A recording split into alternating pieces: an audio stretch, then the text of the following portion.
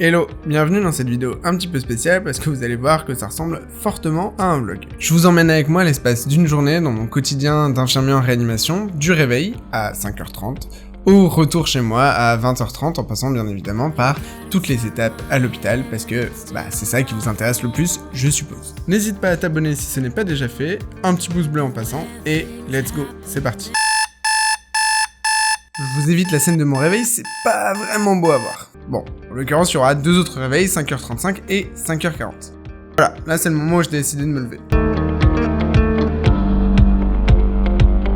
Vous en battez sûrement les steaks, mais pour moi le petit déj c'est quasiment toujours la même chose quand je bosse. Banania froid et brioche aux pépites de chocolat. Ah, vous me suivez pas pour des conseils diététiques, ça, vous êtes au courant. En général, c'est le moment où je check un peu les réseaux. Puis je passe au brossage des dents, de me coiffer, puis je me rappelle que de toute façon j'ai un calo au taf, donc on s'en bat les steaks. Je prends ma gamelle, les couverts en plastique parce que Covid party oblige, on évite d'utiliser les couverts du taf. À partir de maintenant, je vais filmer avec mon portable, donc format vertical, tu connais. Take me down to insomnia. Let me break into your mind. Let me see your deepest fears. Vous l'aurez remarqué, là, je ne suis plus avec mon appareil photo. Sans doute remarquer la petite différence de qualité. Et je me dirige vers ma voiture sous la pluie. Un vrai plaisir. Ça va vous sinon? Je me rends compte que je vous ai jamais parlé de mon fidèle destrier. Bonne bête ça. Ah bon. Je voulais vous parler plus de mon bolide, mais il pleut donc je le ferai une autre fois. Hein. On n'est pas là pour parler de ça. On part taffer. Ouais, je précise tout de suite, en fait, c'est pas du tout ma voiture. Je n'ai pas de voiture à la base, c'est une voiture que l'on me prête généreusement pour que j'aille travailler, parce que quand j'ai été appelé en réa Covid, je n'avais pas le choix d'aller travailler là-bas, sauf que là-bas, c'est à 1h30 en transport, donc c'est complètement impossible d'être à l'heure, à 6h45 en transport. Donc, j'y vais en voiture. Sans voiture, je pourrais pas y aller, tout simplement. Ouh, il y a des chevaux sous le capot, là, on le sent tout de suite. Allez, let's go. Et c'est parti pour prendre la route, 25 minutes le matin parce que ça roule.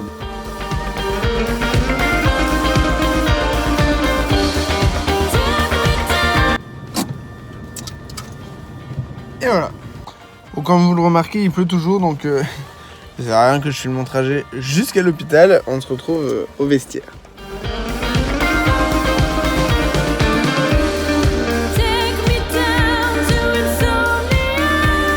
Il est 6h40, il est du coup temps que j'allais prendre la relève.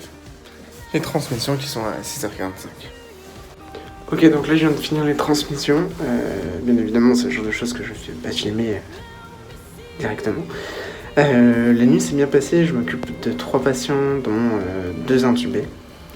Il n'y a pas eu de problème particulier dans la nuit, à part un changement de sonde chez un patient. Ballonné d'une sonde d'intubation qui fuyait, du coup ils ont dû remplacer la sonde et le réintuber.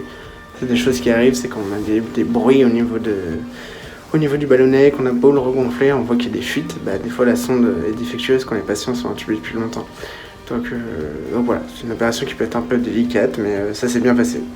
Et on va commencer la journée type en réa par le tour de sécurité. Donc vérification de tout le matériel dans la chambre.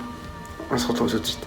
On fait un check-up complet de chaque chambre. On vérifie chaque dispositif, les alarmes du scope, les réglages du respirateur, la fonctionnalité du matériel d'urgence, aspiration, bavure, stéthoscope, masque, les débits des médicaments intraveineux, la voix d'abord, l'état du patient en faisant un premier tour de constante, etc. Bref, en gros, on sécurise l'environnement du patient dès le début de sa garde. Ensuite, on réalise le bilan journalier du patient. On vérifie que rien n'a été oublié, comme le contrôle de l'antidissa si le patient est sous héparine IVSE par exemple. Une fois que c'est fait, on vérifie la prescription et on administre les médicaments du matin, en vérifiant la cohérence et la justesse de la prescription. Calciparine en 3 injections si objectif curatif par exemple, et non en 2 injections car c'est à visée préventive. Ouais, c'est le premier exemple qui m'est venu à l'esprit. Dans ma réa, les constantes sont notées sur informatique et tout ce qui concerne les médicaments, bilan sanguin, etc. c'est sur papier. On passe ensuite à la deuxième chambre et on fait la même chose. On essaie également d'anticiper ce qui va être fait dans la journée. La règle numéro 1 en réanimation, c'est de ne jamais repousser ce qui peut être fait immédiatement, parce qu'on sait jamais à quoi nous attendre en réa et qu'il vaut mieux s'avancer au maximum et ne jamais perdre son temps. Ensuite, on passe aux toilettes. La moitié des toilettes sont faites la nuit et l'autre moitié le jour. Bien évidemment, je ne filmerai rien de cette partie. Si le patient a eu sa toilette pendant la nuit, on réalise ce qu'on appelle un nurse. On change de position,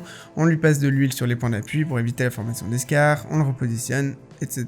Hop, une fois qu'on a fini, on passe au café. Et oui, c'est pas une légende, à l'hôpital on boit beaucoup de café. Quand on revient, c'est le moment des transmissions avec le médecin.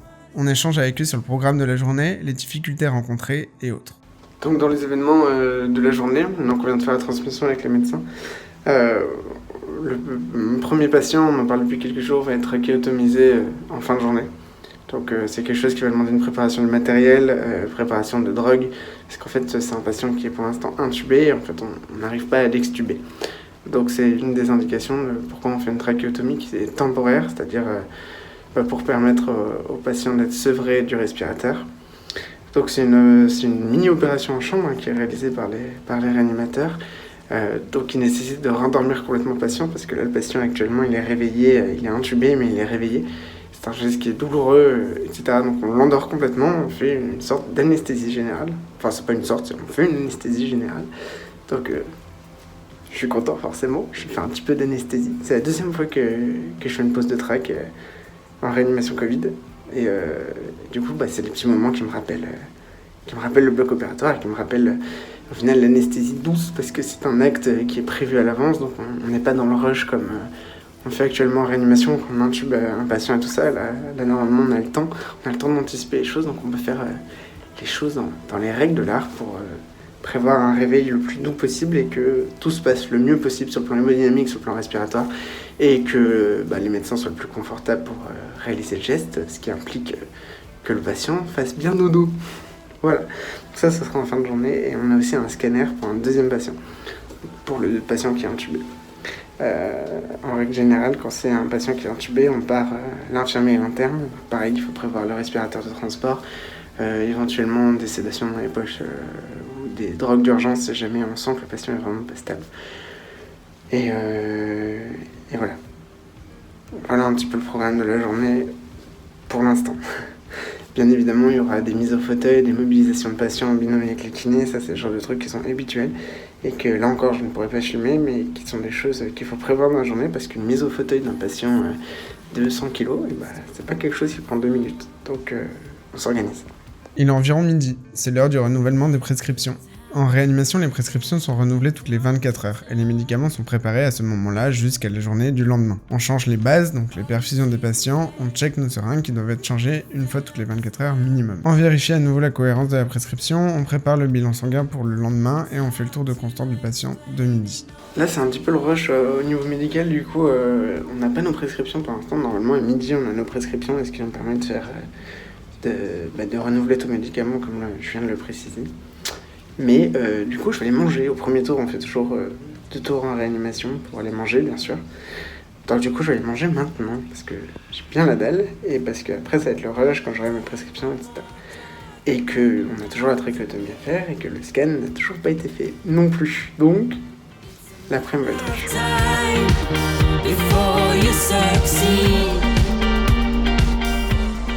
Ouais, à chaque fois je m'isole au vestiaire pour faire les stories parce que je veux pas faire ça dans les chambres des patients et que c'est l'endroit le plus calme. Je viens de remonter du scanner, donc comme je vous disais, le scanner, il faut prévoir un respirateur de transport, il faut qu'il y ait moins de boostering possible, donc tous les médicaments inutiles on les vire, donc tout ce qui est insuline, tout ce qui est n'est pas vital dans l'immédiat. Bien évidemment, on laisse les sédations et la noradrénaline s'il y en a. Mais tout ce qui n'est pas vital, on le dégage parce que toute tubulure en plus, c'est l'enfer au scanner. Donc on fait ça. En général, du coup, on vire les pompes volumétriques. Je vais y arriver. En général, on vire les pompes volumétriques, on met des perfs de goutte à goutte, comme ça, ça permet de virer déjà deux trucs. On prend le bavus, le stéthoscope, bien évidemment. Comme je vous le disais, des drogues d'urgence. On règle le respirateur, on vérifie que la bouteille d'oxygène tient la route et on fait le transfert. Et une fois en bas, du coup, on aide l'équipe du scanner à installer le patient. Il y en a toujours un qui se met à la tête. Là, en l'occurrence, je m'étais mis à la tête, par exemple, pour tenir la sonde d'intubation pendant les mobilisations. Petit détail, que je balance au milieu, mais en réanimation, c'est toujours celui qui a la tête qui dirige les mouvements, c'est-à-dire que c'est lui qui fait le décompte pour les mouvements parce que c'est la sonde d'intubation qui est primordiale. Du coup, c'est la personne qui a la tête qui va guider le reste de la manœuvre. Voilà, petit détail. Ça s'est très bien passé. Le patient n'a pas été agité ni quoi que ce soit, il était bien endormi. Et là, du coup, je vais continuer à préparer le matériel pour la trachéotomie. Et j'espère pouvoir vous filmer au moins le matériel. C'est pas sûr vu comme c'est le rush. Là je suis allé aux toilettes et je fais cette petite vidéo en 2 minutes tellement c'est speed. Du coup comme je vous disais c'est vraiment speed, j'ai pas pu vous filmer le matériel. Donc trachéotomie, on prévoit le set de trachéotomie tout simplement. On prévoit de quoi réintuber en urgence. Donc il faut vraiment avoir un chariot d'intubation avec tout prêt, tout le matériel de vérité. On prévoit en général pas loin d'avoir de la drée quand même au cas où ça se passe vraiment pas bien. On prévoit du coup un hypnotique pour l'induction, hypnotique, morphinique et un curare. En général, on met quand même, parce que c'est une track, la dernière que j'avais fait, ça avait duré 1h30. La dernière fois, j'avais bolusé au Sufinta au fur et à mesure, mais là, du coup, on va choisir de mettre un IVSE de Sufinta et du diprivant aussi en IVSE. Et du track, par contre, on fera qu'en bolus du tracrium pour le curare, parce que ça sert à rien de l'entretenir, et le but, c'est qu'il soit pas curarisé toute l'après-midi après.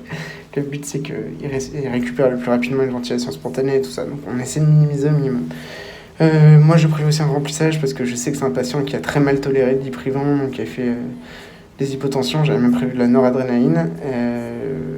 Voilà, et du coup, tout le matériel de trac que je n'ai, hélas, pas le temps de vous montrer. Et de quoi des champs stériles, parce que les 2 médecins, c'est bien stérile. Il y en a un qui sera à la fibro, qui n'est pas en stérile.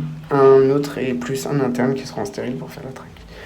Voilà. 16h, c'est l'heure des tours de constante. Ah oui, j'ai pas précisé, mais en réadulte, généralement, on relève les constantes toutes les 4 heures avec la glycémie et la température. Les patients étant monitorés, on les surveille en continu, bien évidemment. Mais on trace cette surveillance que toutes les 4 heures. Donc les tours sont à 8, 12 et 16 heures. Je n'ai pas précisé également, mais à tout moment, une situation d'urgence peut se produire dans une de nos chambres ou dans celle d'un collègue.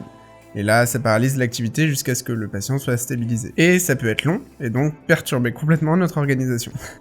Oh, c'était encore plus long que prévu, ça a duré 1h15. C'était galère en fait quand ils insèrent des... Merde, j'ai perdu le nom. Quand ils font le trou pour la trachéotomie, ils insèrent des canules de plus en plus grosses et il faut forcer un peu, c'était galère. Pour le petit détail, du coup, pour l'induction, on a induit avec 10 gamma de Sufinta et 100 mg de diprivant. Bien évidemment, il a tapé l'hypotension, comme j'ai eu du nez là-dessus. Malgré l'éphédrine et tout ça, on n'a pas réussi à le remonter à l'éphédrine, du coup je lui ai mis un fond de noradré pendant tout le long.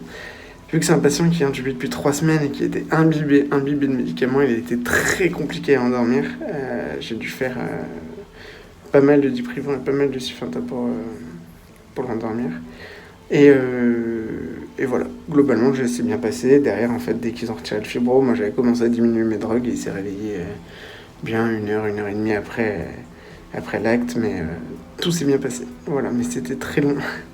Je suis resté bloqué 1h15 dans la chambre, donc voilà. Encore une fois, ça illustre bien ce que je vous disais, c'est-à-dire que sur une journée lambda, on ne sait jamais ce qui va se passer, et le moindre truc peut prendre énormément de temps en réanimation. Là, il est à peu près 18h, du coup les transmissions sont dans 45 minutes, et j'avais bien pris le temps de faire tous mes tours et de bien checker les patients à 16h avant de me mettre sur la trachéotomie. J'avais demandé aux médecins si on pouvait attendre 3/4 d'heure au moment où eux ils étaient prêts pour que je sécurise tous les autres patients et que j'allais faire tout ce que j'allais faire. Comme ça, je me disais, il me reste que la trachéotomie et ça va, et je peux me concentrer à fond la trachéotomie. J'ai pas à me dire putain, j'ai tel médicament à faire à telle heure, machin. Donc ça, c'est vraiment, encore une fois, c'est l'organisation à trouver en réanimation pour être le moins dans le rush possible. Voilà, il me reste plus qu'à faire un tour des patients, renouveler mes seringues, voir que je laisse rien qui va biper dès que l'équipe de nuit va arriver et préparer mes transmissions. Et voilà.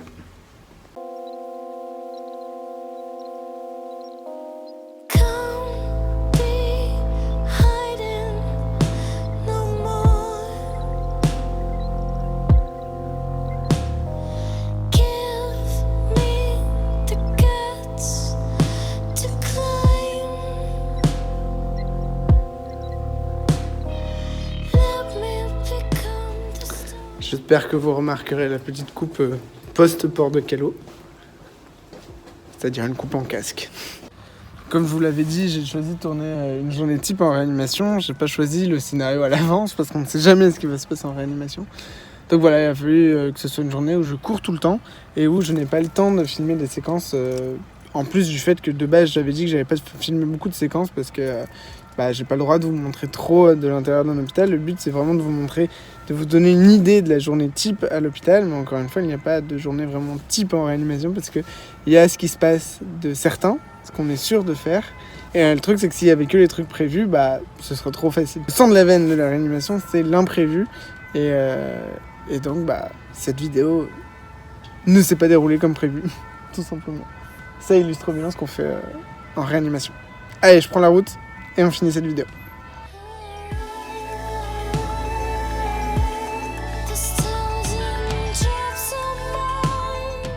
Voilà, il est 20h15 très exactement. Je vais rentrer chez moi, faire un petit apéro et manger. Voilà. Je pense que ça peut vous intéresser, donc je propose qu'on stoppe la vidéo là, tout simplement. J'espère que ça vous aura plu et que ça vous aura donné une petite idée de ce qui se passe pendant une journée en réanimation. Encore une fois, c'est pas exhaustif, il y a plein de choses qui peuvent changer selon la réa, selon tout ça. Mon but, c'était de faire un espèce de petit vlog pour vous refléter mon quotidien au travail, tout en sachant que je ne travaille que 2 mois dans cette réanimation adulte et que je retourne à l'école dès janvier. Donc voilà, c'était cette petite parenthèse Covid.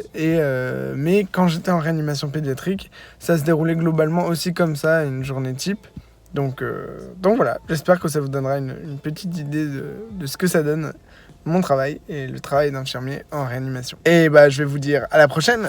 Salut!